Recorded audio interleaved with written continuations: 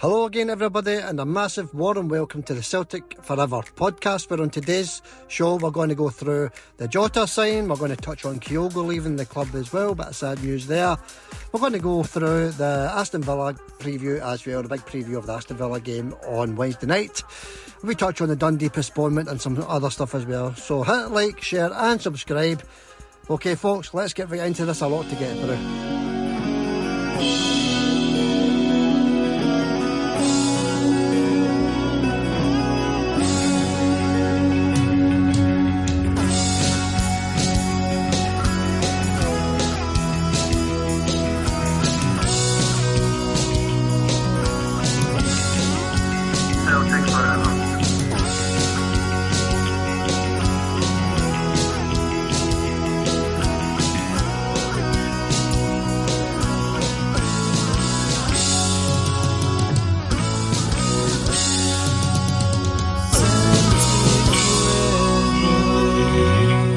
Hello and welcome back everybody to the Celtic Forever podcast. We've got John here to go through everything that's happened over the last few days and before that, because we've not been on for a few days. So we've got quite a wee bit to catch up on, and it's just a quick one today as well. Let's say hello to John. How are you, John? I'm alright, how are you? I'm okay. Plenty been happening over the last 4 or 5 days. Let's get right into it then. We'll start with Jota, obviously the one everybody's talking about. He's officially signed, John, 5-year contract. More or less a swap deal. Win up with Kyogo going there away to Rennes. Give or take a few shekels. More or less a swap deal, John. What do you think of the swap deal? Kyogo off-skate, which was a bit strange for me, and Jota signing, which was also a bit strange for me, John. But it's happened now, John. It's all official. That's it, all done and dusted. Official. Jota, a Celtic player. We Kyogo, we legend. He's gone. What's your overall thoughts, buddy? No happy, to be honest with you. I ain't happy one bit. We're going to miss Kyogo a whole lot. That's a shot to the system, that one. No happy at all with Kyogo going. Obviously, I like Jota. I think he's a cracking player, Jota. But that's not the point. The point is, could Celtic have done any more to keep Kyogo? Because, no, I'm not happy with that at all. But happy Jota's back right enough. A cracking player, you know. Yeah, that's it. From what I'm hearing, I don't know if it's true that Kyogo wanted to leave. You know, he'd done everything he could at Celtic. He's achieved everything that he came to do, and he wanted a wee change. I don't know whether that's true or not, John. It's just rumours, isn't it? We can only go by whatever rumours are out there. But if that's the case, then good luck to Kyogo. He was a great wee player for us, great wee servant, scored plenty of goals. So good luck to him, John. So let's have a wee look at the possible replacement. We've spoken about this guy a few times, haven't we? 22-year-old Kvistgaarden. He is absolutely flying now, by the way. He is absolutely flying. He scored 13 goals in 18 appearances for Brøndby. That's stunning numbers. But that's the striker Celtic looking at, John. Kvistgaarden, we've also spoken about this guy a few times in the past. I remember speaking about him. I've still not looked at any of his highlights or anything like that. I've not watched Brøndby. I don't know anything about the guy, but for what I've heard, he's a half-decent striker, but it's still going to miss Kyogo. I know that's going to... a lot of Celtic fans are like that right now, but I'll go wait and see what happens there. Nothing's over the line, so we can't really speak about that until it's official. Yeah, that's it, John, and that's what we like to do. We do things when they're official. That's why we've came on the day, because everything was official this afternoon, wasn't it? So here we are. So let's move on, John. What do you think the front line's going to be? Obviously taking Kvistgaarden out of the equation just now. So the front line looks like it's going to be, and obviously Brendan can chop and change his mind here, but it looks like it's going to be Jota on the left, Kuhn on the right, and Dyson through the middle as it stands, John. With possibly chop and changing with Big Adamida. I think that's probably how it'll go right now until such times we get a striker. And I think Dyson, he does a good job up front. I think Dyson Maeda, I think he's an outstanding attacker, you know. So I'm happy enough to have Dyson up front. He still doesn't give you the same sort of performance that Kyogo put in. When you look at Kyogo, even though he's had a bad game, he never ever stops running. Dyson's similar to that, but Dyson's more his running is closing down, and the odd attacking run when he's got the pace to get by a player, if there's space to get by a player. He's a different type of attacker from Kyogo, but I think Dyson would do an outstanding job up front. So I'd be happy to see him play up there, Japan striker as well. Yeah, that's it. And as I say, he can chop and change. Jota on the left one day, Maeda on the left another. He's an outstanding signing, Jota. He really is. I'm just so happy to see the boy back at Celtic, and he seems quite happy, didn't he, back at Celtic as well. So good luck to Jota back at Paradise.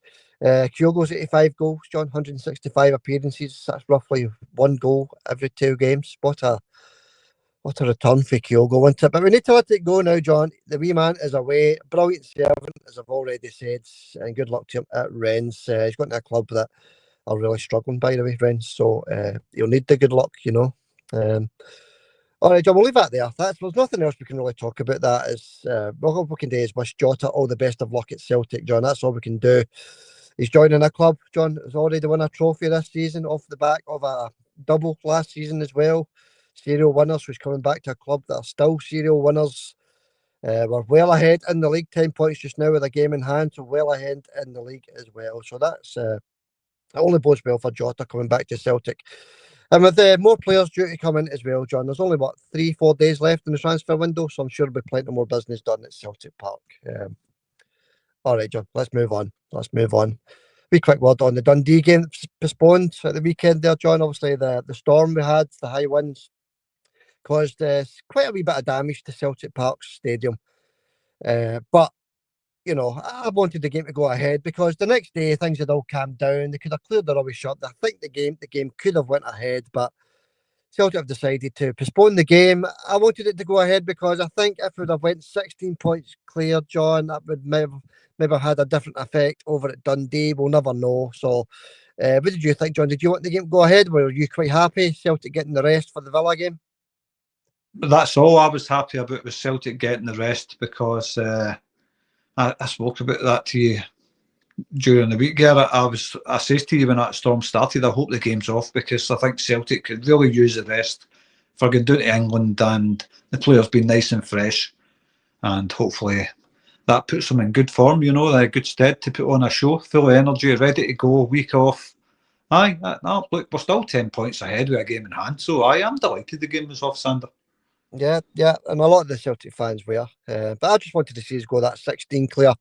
But we're nice and refreshed for Villa, John. Nice and refreshed. Obviously, we got the qualification points we needed against Young Boys last midweek. It was a good game. Enjoyed that game, John. A game of two halves. Dr. Jekyll and Mr. Hyde yet again, wasn't it? But we got the job done. First half, stunning performance by Celtic. Chance after chance. Actually putting the ball in the net as well. Be Kyogo. 3 goals disallowed. Penalty missed as well. By the way, what a penalty that was, eh? But John, we get the goal, on own goal, with 3 minutes to go. Big Adam Mida, beautiful through ball from Hatate. And he does in the right place at the right time, just to cause a nuisance up there, and it deflects off the defender into the net. 3 points, John, that's all we were looking for, wasn't it? Whether it was 6-0, 1-0, 3 points was vital in this one. We got it, so that's us officially qualified for the playoff round, John. Playoff round of 16, that's us qualified officially. And the win against Aston Villa could put us above Aston Villa as well, John, which would be absolutely tremendous. It's a big ask, though, isn't it, going down there and getting a result, but we'll see what happens. Maybe Jota. Kyogo leaving, I think, I don't know if that will maybe dishearten the players, but Jota returning might give them a lift, we don't know. But the game in midweek against the Young Boys, it was Celtic were outstanding in the first half, absolutely outstanding. 10 out of 10 performance to a man. Every single player in the park, absolutely outstanding. Second half, don't know what happened. It just kind of, I don't know. I was going to say Brøndby there. Young Boys, they just came back into the game, didn't they? It was, I don't know what happened the second half, but look, that's the kind of games I like. That's the kind of games I love. I've said this time and time again. Nothing each, last minute winner in the Champions League. I couldn't have been happier. Big Adam Eder, of course, he's claiming the goal. It's clearly not his goal, you know what I mean? It's a bad error by the defender. And the goalkeeper, he parries it straight out, right after the defender, the captain, right into the back of the net. hilarious, to be honest with you. It's just comedy of errors, and I want to say well done to the Young Boys fans. I thought they were outstanding on the night as well. Yeah, you get that sometimes come to Paradise, don't you, John? You get a set of fans that they just mix well with the Celtic supporters, and Young Boys wear that, John. They mix brilliant with the Celtic fans. I don't know if you've seen the wee video with the wee boy, getting the Young Boys fans going at the very end. That was brilliant to see as well. I think most people have seen that by now. But yeah, they made a lot of noise. The Young Boys fans, to be fair to them, didn't they? They fought, they backed their team. They really do, and they had a good many thousand was there. Do you think it was on 3 or 4,000? It was a good turnout with them anyway. I think it was around 2,000 that was there. Something like that too. I don't know how much that wee corner holds in there, but roughly about, I'd say about 2,500, something like that. But they were brilliant all night. They sang, and I seen the clip with the wee boy as well, going up to them at the end, and they were all applauding them as well. So, look, fair play to them. Brilliant fans. Half decent wee team they've got there as well. They're just back off pre-season, no pre-season there. They went a break as well. I think they've got a half decent team there with a lot of good players in it. I thought they were a good wee team. The Young Boys, second half, they were brilliant. Yeah, they were. Yeah, they were really good in the second half, and they could have came away with something at Paradise, John, but they didn't. Thank goodness. So it's qualified, John. What a feeling, to put 12 points, John, in the Champions League. That is amazing. But another 3 points still to play for. We're going to touch on that right now. The West Ham preview. We're going to do that today as well, folks. So let's get into it, John. Let's get into the big preview. Sorry, I'm looking at West Ham, John. Actually, I'm looking at that. The Aston Villa drew with West Ham 1 each. That's why I'm saying West Ham. They drew with West Ham at the weekend. They're, John, at home, so they're not firing on all cylinders at the moment. They're up, they're down. They're up, they're down. Different every week, John. So hopefully, when it comes to midweek Wednesday night, that they're on a downer. Celtic can get some sort of result there. Even a point would be decent down there, John. To be honest with you. Aye, we would all love a wee win. That would be fantastic. I don't think it's beyond Celtic to get a win down there. It just depends the frame of mind that they're in right now. They've had good form in the Champions League, barring the Borussia Dortmund game. We don't want that happening again. This isn't Man United relegation form team that we're playing here. Aston Villa are a good team, so it's going to be a tough game. Always dread these games going down to England. Yeah, we're going to have a wee word on that Man U game actually after this preview, John. But let's move on. So Villa, John, only 1 point ahead of us in the group. They've got 13, we've got 12. A win would put us on 15 points, John. I know it's a lot to ask because I'm going to go through the odds in a wee minute, right? I'm going to go through that in a wee minute, but the odds don't look favourable for us, to be honest with you. But stranger things have happened. We've went to bigger places in Aston Villa and got results, John. So stranger things have happened. So as I say, 1 point separates the team, so it's no impossible, John. They've got Tyrone Mings out, the big defender. He's out of this one. Onana, the midfielder, he's out as well. And Ross Bartley, the midfielder, he's also out. So my predicted 11 for Aston Villa on Wednesday night is Martinez in goal, Cash, Konza, Mattison, Tielemans, Kamara, Bailey. That's Leon Bailey, I think. Rodgers, Ramsey, and Watkins up front, John. That's my predicted lineup for them. They're just littered with top class players, aren't they? I'm sure they are. I've not got a clue who any other players are apart from John McGinn, to be honest with you. I don't watch the English game, as you know, so I don't know anything about any of the players down there, apart from guys like Haaland and stuff, because he's never off adverts and all that. But Yeah. I honestly haven't got a clue who any other team is apart from John McGinn. But look, we know the money that gets pumped into that league down there. Billions and billions of pounds. Every team's worth hundreds and hundreds of millions. So we're not facing any mugs.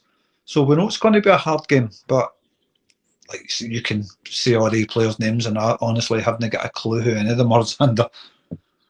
Yeah, I understand that, John. I know you don't watch the English game, but I'm aware of some of the players, or most of the players down there that play. But Villa, they're sitting near the top end of the league. As you say, they're not a relegation candidate. Manchester United, they're up near the top of the table. So let's have a wee look at the odds, and it's more or less let's say an Aberdeen or a Rangers going to Celtic Park, John. That's the kind of odds they're giving Celtic. They've got Villa at 1-2 favourites to win the game. The draw is 4-1, and Celtic are 5-1, John, to come out of there with all 3 points. So it's not impossible. The odds aren't too high. You know, it's not a 20-1 or anything like that, John. 5-1 Celtic. What are you thinking? It's okay, I suppose. It's better than what I thought, to be honest with you. Yeah. I don't know, 5-1. Is it worth taking a punt on? I'm not a gambler, of course, but I don't know if we'll get into score predictions shortly. Yeah, that's it. We'll all get the score prediction, and that's not going to be easy, is it? By the way, John, just to come off track a wee minute, what did you think of Engels' penalty against Young Boys? That's not like him. He normally just rattles it and places it beautifully. He sort of stuttered and stopped, and because I forgot to mention this when we were talking about the Young Boys game, that was a bit strange for Engels. We'll get back on track in a minute. But what did you think of the penalty? Sorry, I dropped my phone there. It was poor. It was poor. It was a very poor penalty. Like, we've just watched the first half. Celtic's played them off the park, playing outstanding. 3 goals chopped off. And by the way, Callum McGregor, that we can talk about other things in that game. We haven't spoke about Callum McGregor, the one he kicks out at the player. There was absolutely nothing in that. I think that goal was disallowed for nothing. Yeah.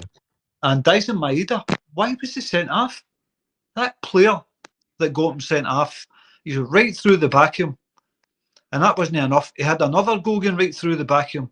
Dyson just basically lifted his leg up. It's not as if he booted the guy, he just lifted his leg up. And he gets sent off for that. So that was 2 very poor decisions, I thought. But Engels' penalty was shocking. You've just dominated the first half. The last thing you want to do is be try to show off with a penalty. You want to be smashing that into the back of the net to make sure your team goes 1-0 up after but having 3 goals chopped off.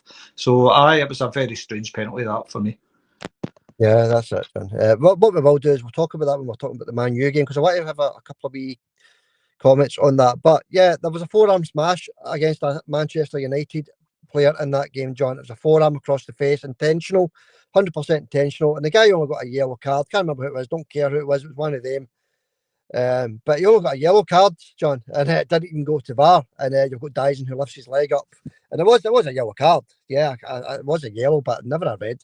He's now missing for Villa, isn't he? So let's get back to Villa then, John. Okay, John, a wee score prediction. What do you think, my man?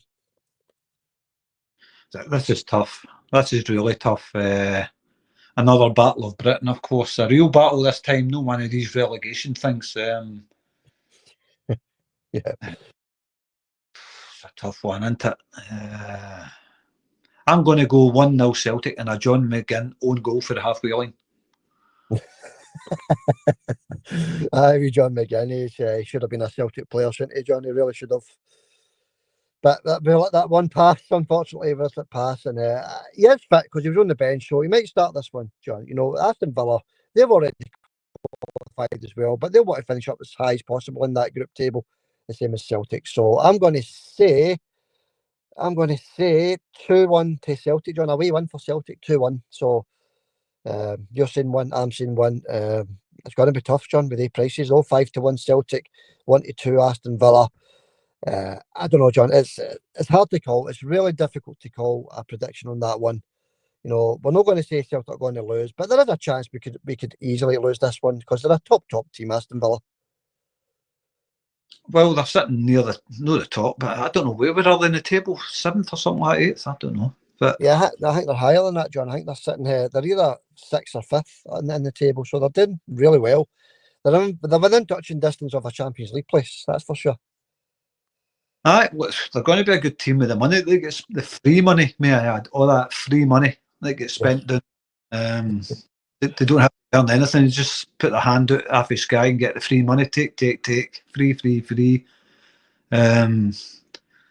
So it's going to be a tough game. We know that. Like, I says 1-0 with a John McGinn halfway line own goal, but I was only joking, of course. I can't see Celtic getting a win down there unless every player to a man gives 110%. It's got to be one of their performances, and they've got to go for 90 minutes. If they can do that, every player to a man, going for 90 minutes at 110%, Celtic can come out there with a win. That's me just being honest. But right now, I'm going to say 1-1. I'm going to say it's a draw, one each.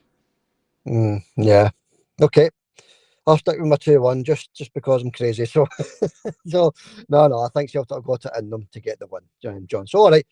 Okay, that wraps that up then, John. Just a wee quick word on. By the way, Aston Villa are 8th in the league table, John. I think they're 2 points behind 5th. So they're doing well, but they're still sitting in 8th position just now. So they're in the top half of the table. All right, John. So I mentioned earlier on Manchester United Rangers game, John. Rangers celebrating yet another defeat. Celebrated like they won the game, but a defeat is a defeat at the end of the day. Whether it's, I keep saying this, whether it's 7-0 or 2-1, John, it doesn't matter. A loss is a loss. You know, Fat Salah, he'll be loving his wee chance to go to Ibrox again in midweek to sing his songs and love the Rangers fans singing their songs. John, so another chance for Fat Salah to adore the Rangers fans. But that was unbelievable. I don't know if you saw that or no, John. Rangers fans, yet again, and their players and manager celebrating a defeat. I watched the game, but I watched the game with the sound off. Every time I hear McCoy's, the sound's got to get off. I always turn the sound off when I hear his voice. Always. Doesn't matter what it is. If it's an advert for farm foods or whatever. I don't know if he's ever done an advert for farm foods, but I think so. I know he's been eating with farm foods beside him, but he's definitely needs food to fire to. yeah. But anyway, McCoy, I can't stand the guy. Just turn the sound off when he's on, and that's no anti anything. That's just I just don't like the guy. Ever since I first seen him on that, I didn't mind him when he played for Rangers. I didn't know anything about the guy apart from he was a good striker for Rangers. He scored a lot of goals. I didn't like him because of that, because he scored a lot of goals. But when I actually started, I used to watch A Question of Sport years and years ago when he was on it, and that put me right off anything to do with him. Trying to be funny when he's no, all that stuff. I know it's come out that he loves sectarian chants and he's no scared to talk about it on national television. But I didn't see anybody celebrating a defeat. I didn't see any of that stuff. But what can I say? Like you say, a defeat's a defeat, and if you're celebrating that, then that shows your level of ambition, doesn't it? Yeah, that's it. Yeah, that's it. They were happy with that, John. They were happy with that defeat. So as you say, that's your level. That's your level. That's fair enough. In the Europa League, I might add, John, the Diddy Cup. No the Champions League, Europa League. But the video I put on about the TNT Sports, John, it was all about TNT Sports. They've employed this guy, Alistair McCoist, right? So TNT Sports have employed him. I put a video on saying that TNT have allowed this because that's now 2 or 3 times it's happened. And I put the video on Facebook. I've not put it on YouTube yet, folks, but I will when I've got the time. So look out for it, folks. Or I'll put the link in the description for the Facebook video. And that's sitting at 90,000 views already, John. There's a lot of unhappy Celtic fans out there, John. A lot of angry Celtic fans with that video. You know, I don't think they were aware of what was going on TNT Sports well, because obviously he's not saying I love sectarian songs. He's not saying that. And we're not saying that he's saying that. But what he is doing is adoring the songs when they're actually getting sung, John, at the same time as when they're getting sung. You know, and it's clear. Alan McCoist knows Rangers. He knows the songs they sing. He knows what they're about. So that video is absolutely flying, John. A lot of unhappy Celtic supporters, and you can understand why. You can understand why, but there's a lot of unhappy Celtic fans that get on about. We sing songs like that as well. So what you getting upset about all that stuff? Yeah, these people, that's right. Because the video wasn't about that. That's it.